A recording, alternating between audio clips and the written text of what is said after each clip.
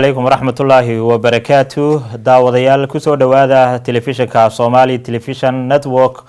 xaruntiisa uu ku leeyahay magaalada Minneapolis ee gobolka Minnesota kusoo dhawaada barnaamijka Himila Show oo aan inila socodsiin doona anigoo ah Cawaale Cabdilaahi qodobada aadin ku haynana waxa kamid ah jaaliyada ama taageerayaasha jabhadda ONLF ee ku dhaqan gobolka Minnesota oo mudaharaad balaaran ku qabtay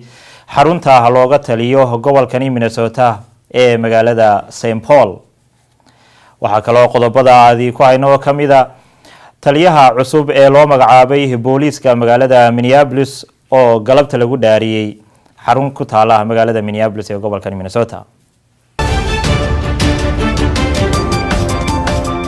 hagaag daawadayaal sida la wada socotiin go'aankii ay qaadatay xukuumadda Soomaaliya ee ay ku gacan gelisay mid kamid ah muwaadiniinta Soomaaliyeed oo ka tirsanaa jabhadda u dhaqdhaqaaqda xoreynta deegaamada Soomaaliyeed ee ku yaala wadankaasi Itoobiya ayaa go'aankaasi ay dawladdu qaadatay oo ahaa mid uu ka dhashay maran aad u fara badan dadka iyagu u dhuun daloolaha siyaasadda Soomaaliya ayaa go'aankaasi ku tilmaamay in uu yahay gaf siyaasadeed oo ay xukuumaddani qaaday isla markaana uu ku noqon doono barmadow oo taariikhda madaxweyne Farmaajo kaasi oo sida ay dadka magaalada Minneapolis ku nool ay sheegeen in ayna ka filanaynin madaxweyne isagoo kala inuu talaabadaasi qaado hadaba guud ahaan Soomaalida ku nool caalamka ay arinkaasi ay caro fara badan ku abuurtay taageerayaasha iyagu jabhadda ONLF ee ku dhaqan gobolka Minnesota ayaa iyagu arinkaasi ka jawaabaya waxa ay qabteen mudaharaad balaaran kaasi oo ay ku qabteen magaalada caasimadda oo ah gobolka Minnesota ee St. Paul hadaba si aan arinkaasi ugu kuurgalno oo aan wax uga ogaano waxa khadka si toos ah ugu jira laba mudane Ibrahim Aadan oo isagu kamid ah qabanqaabiyaasha soo qabanqaabiyay mudaharaadkaasi iyo Maxamed Axmed oo kamid ah oo ah gudoomiyaha jaaliyada ONLF ee gobolka Minnesota khadka ayay si toos ugu jiraan ku soo dhawaada mudanayaal ee barnaamijka Himila Show oo si toos ah uga baxa TV-ga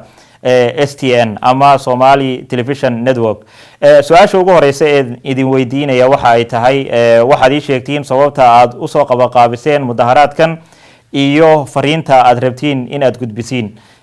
ku soo dhawo marka hore Ibrahim Aadan walaal wad mahadsantahay STN aad baan idin salaamaya sababtaan walaal u soo qabanqaabinay barnaamijkan waxa weeyaan nasiib darradii ka dhacday wadanka Soomaaliya dawladda Soomaaliya falkii dambiyeedka ay ku dhaqaaqeen ee ay maaragtay ugu gacan geliyeen walaalkii Soomaaliyeed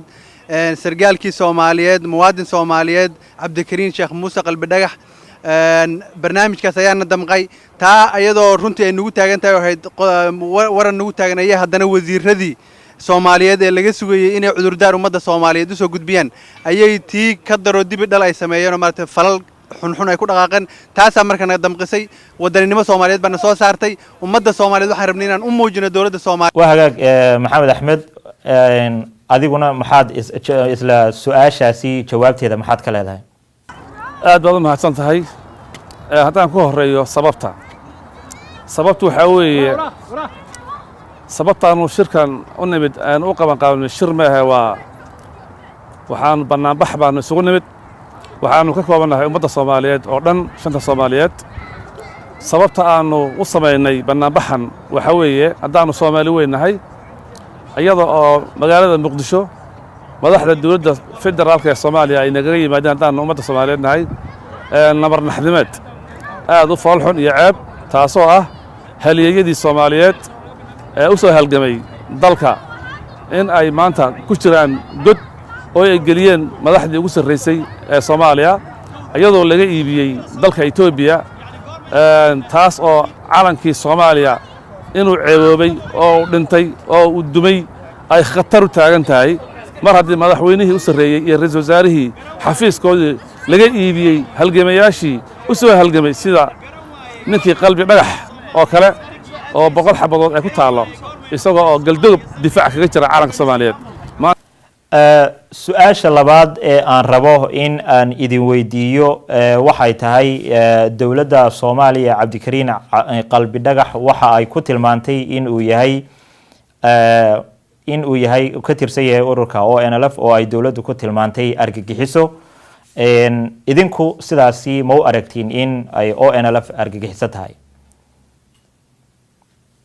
maxamed ibrahim aadan marka hore walaal horta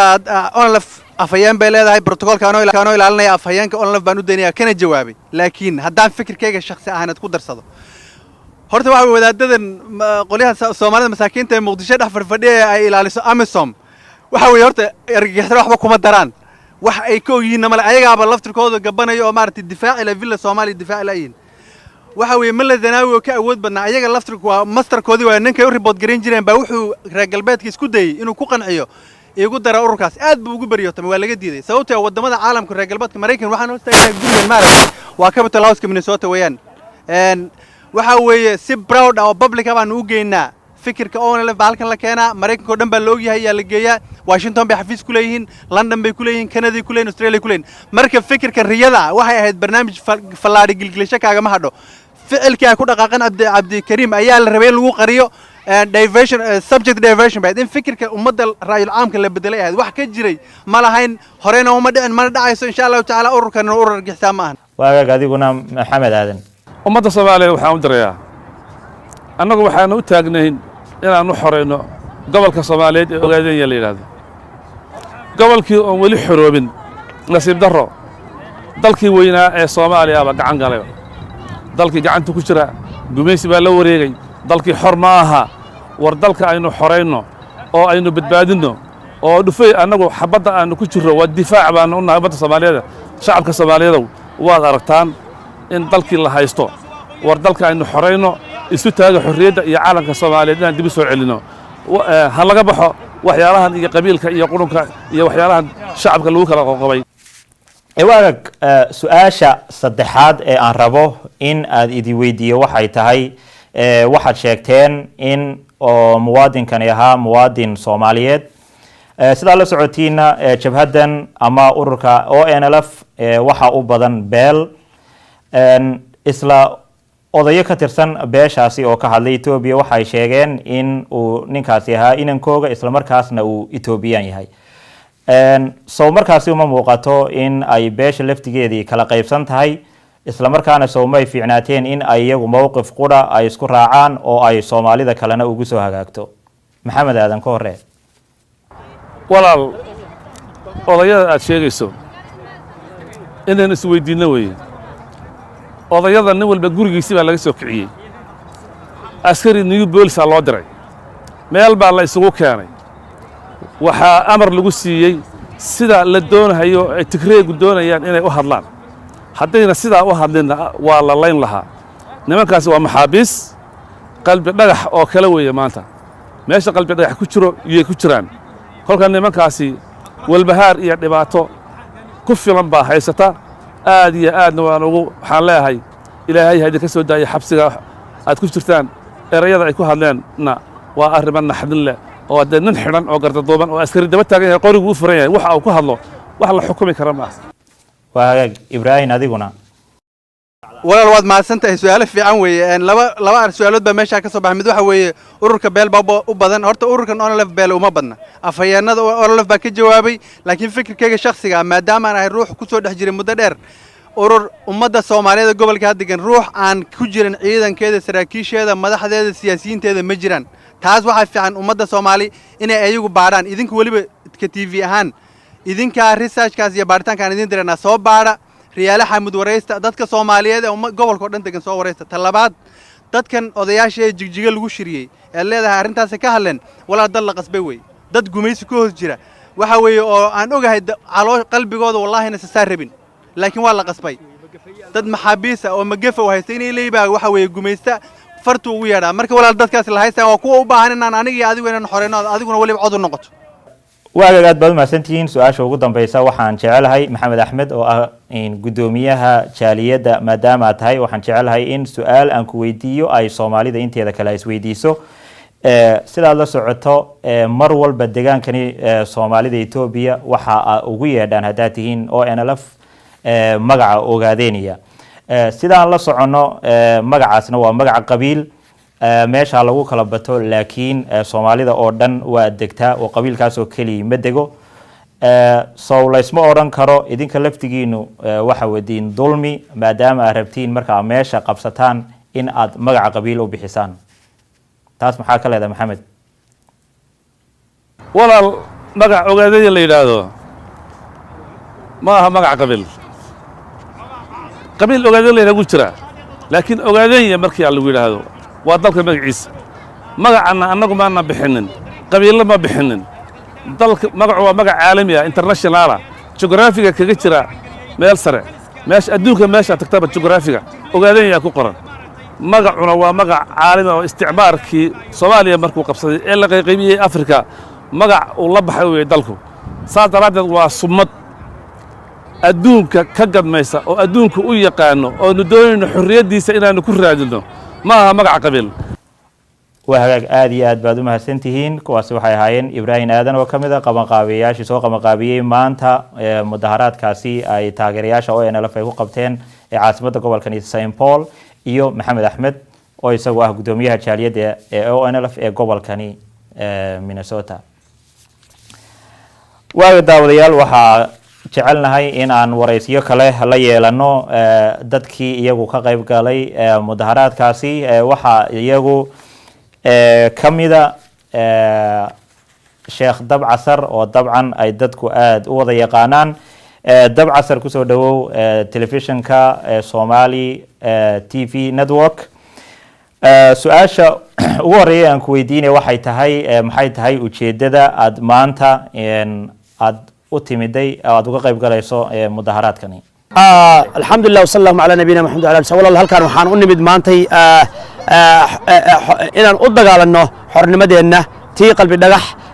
ta ogaadeenya ta Soomaaliya gubaysiga aan diidno midnimadannada iyo walaalnimadannadii aan maartay muujino caalamka aan tusno inaan nahay dad jira oo xuquuq leh oo dal leh oo diin leh diyaarna aan u ahayn inay wayaamo iyo tigraanya ay ka amar qaataan ama u rukuucaan ama u sujuudaan kana dhidhiinayeen dalkooda bad biri iyo hawo iyo wiilashooda yaryar sida qalbi dhagaxba inaan difaacanayno oo ay dafeen haddana xadar ay ku haystaan inay shuruud la'aan ku soo celiyaan asagoo aan la durin la dhibaatay la jirdin si ay u badbaadaan diiga geeska Afrika oo idil ayaa isla qarxaya dabcan waxa tahay nin caana oo Soomaalidu ay aad wada taqaano isla markaana baraha bulshada mar walba aad uga hadla dadka Soomaalidu waxay kugu tiriyaan in aad u taageerto madaxweyne Farmaajo oo aad isku deegaan ka soo jeedin sidaad ogtahayna go'aankani aad hadda ka mudaharaadaysana isaga ayaa qaatay bal arinkaasi sideed u aragtaa noona faahfaahin wallahi Farmaajo qabiil hadda madaxweyne uma aha qalbi dhagax madaxweyne uu ahaa Soomaaliya dhan buu u dhaarsay jareer iyo jileec dir iyo daarood Soomaali weyn buu u dhaartay wuxuuna ku dhaartay wallahi billahi tallahi buu ku dhaartay wuxuuna shicaarkiisu ama dadka uu sheegi jiray dadka diinta iyo danta Soomaha dadkii Soomaha qalbi dhagax madaxweynaha asaga laga raba dhaartii Ilaahay inuu ka run sheego ma garatay marka madaxweynuhu khalad buu galay maxaa yeelay Ilaahay uu aamusan yahay ra'iisul wasaarihiisa baa khalad galay xukuumaddiisa baa khalad gashay Ilaahay baan gafin marka gafkii in lagu sii socdo oo la dhawo argixiso marka insha Allah taala raggeesiyaal baarlamaanka ku jira xukuumadana toosinaya ama way ridayaan ama way saxayaan berito jawaabtan soo insha Allah taala Soomaaliya noolaato free qalbi dhagax free ogaadaya free Soomaaliya united we stand and divided we fall waaga aad iyo aad baad u mahadsan tahay dab casar ugu dambeyntiina waxaan jecelnahay in aan jaleecno dadka bulshada kala duwan ee halkaasi ka soo qayb gashay oo dabcan iskugu jiray rag iyo haween waxaan jecelahay inaanu khadka si toos ah u soo geliyo qaar kamid ah haweenkii ka soo qayb galay waxa hadda khadka si toos ah ugu jirta hodan Cabdilaahi oo iyagu kamid ah muwaadiniinta Soomaaliyeed ee ku dhaqan gobolka Minnesota hodan ku soo dhawow telefishinka STN waxaan ku weydiinayaa marka hore sababta halkan u timiday iyo fariinta aad rabto in aad u gudbiso mudaharaadkan walaalo aad baa mahadsantahay fariintan gudbinayno waxa maanta halkan isku ka keenay ayaan rabnaa inaan ka hadalno meeshana keenay marka waxaan ka xunnahay walaalkeen qalbi dhagax in maxay ahayd dawladda Itoobiya loo dhiibo ee cadawga ah ee dawladda Soomaaliya ay dhiibto waxaan aad uga xunnahay madaxweynihii aan ku tashanayna 6 months ago 6 bilood ka hor inuu sidaan u galo maxay ahayd muwaadinka Soomaaliyeed ee dalkiisa u soo dagaalamay ee dagaalkii 77 ka soo qayb galay ee walaalkii ku dhintay ee naftiisa u waayay oo nalaf waligeeda jirtay waligiisna Soomaaliya wuu joogay waxa hadda loo afduubay ee maxay ahayd ama xaarada loogu dhiibay ma garanayno waa wax wallahi laga xanuunsado dawladda Soomaaliya aad bay ugu maxay ahayd ay ugu qaldan tahay ra'iisul wasaaraha waxaan leenahay Khayre iyo Farmaajo ilaa hadda wax waxa hadashayna ma jirto maxay ahayd wax aan laga xumaado weeyaan wallahi billahi talaahi waana lafna sidaan kuma dhamaanayso waligeedna way jirtay wayna jiri doontaa maxay ahayd sida ugu dhaqsaha badan waa inaad ka soo hadashaan waxba dhagaha inay istiraan ma aha dawladda Soomaaliya Farmaajo madaxweynaha ummadda Soomaaliya Farmaajo iyo ra'iisul wasaaraha Khayre waxaan leenahay oo aan ka codsanaynaa inuu ninkaas muwaadinka oo dawladda Itoobiya u dhiibteen inaad sida ugu dhaqsaha badan aad maxay ahayd xabsiga ka soo saartaan aad iyo aad baad umahadsan tahay waagda odayaal haddana kusoo dhawaada qodobo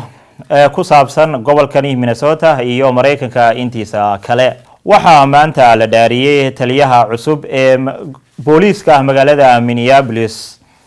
kaasi oo dhawaan ay u magacaabeen xilkaasi golaha deegaanka ee magaalada Minneapolis taliyahan oo la yiraahdo Arradondo oo muddo 26 sanadood ah ka tirsanaa ciidamada booliiska magaalada Minneapolis ayaa noqonaya taliyihii ugu horeeyay ee madowga xilkaasi qabta muddadii ay magaaladani jirtay oo lagu tilmaamo in ay tahay 150 sanadood waxaa xilkaasi ugu horeysay oo iska casishay haweeneyda la yiraahdo Jeanine Hertow taasi oo iscasishay kadib markii uu askari ka tirsan booliiska magaalada Minneapolis oo Soomaaliya sida la sheegay uu toogtay haweeney cadaan ah oo u dhalatay wadanka Australia waxa kale oo wararka maanta soo baxaya ay sheegeen in golaha deegaanka ee magaalada Minneapolis ay siinayaan taliyihii hore waa haweeneydan soo sheegnay ee la yiraahdo Jeanine Hertow lacag gaadhaysa $200,000 lacagtaasi la siinayo oo maran weyn ka dhalisay maamulka magaalada Minneapolis dadka qaar oo ka soo horjeeda maayirka magaalada Betsy Hodges ayaa waxa ay sheegeen in lacagtaasi loo siinayo si loo aamusiyo isla markaana ayna u dhaleecaynin maayirka magaalada isla markaana waxa ay sheegeen in ay madmadow farabadan uu ku jiro sababtii ay isku casishay gabadhaasi taliyaha ciidanka booliiska magaalada Minneapolis ahayd ee Jeanine Hertow xafladda dhaarinta oo ay maanta ka soo qayb galeen madax badan oo magaalada Minneapolis oo ay ugu horeyso haweeneyda maayirka magaalada ee Betsy Hodges maayirka magaalada oo xafladdaasi ka hadashay ayaa waxa ay aad u amaantay